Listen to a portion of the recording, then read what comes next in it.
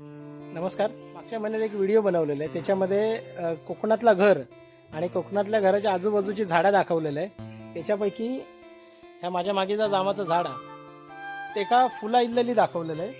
ही बघा, आता त्याचे मस्तपैकी खाऊसाठी जाम तयार असत. किती खाली लगडले आहेत बघा. ह्या जामांका व्हाईट ॲपल आणि वॉटर ॲपल पण म्हणतात. म्हणजे सिजनेबल फळ आहे. उन्हाळ्यामध्ये जसा शरीरामधून घाम जाता आणि आपल्याला पाण्याची गरज असता, ती पाण्याची कमी ह्या फळ भरून काढता. म्हणूनच या उन्हाळ्यात येणारा फळा जाम. पूर्ण एकच घड आहे. किती धरले आहेत बघा. उन्हामुळे नीट दिसायचे नाही. 1 2 3 4 5 6 7 8 9 10 एका ह्याच्यातच 10 असत. आता जे हे खाऊसाठी तयार असत, तसेच जे वरती दाखवलंय ते पण तयार आहेत. पण आम्ही सगळे काढणार नाही, थोडेफार पक्ष्यांकाव ठेवतात, जेणेकरून बुलबुल सारखे पक्षी आणि इतर अजून पक्षी असत जे आमच्या ह्या बागेमध्ये येतात.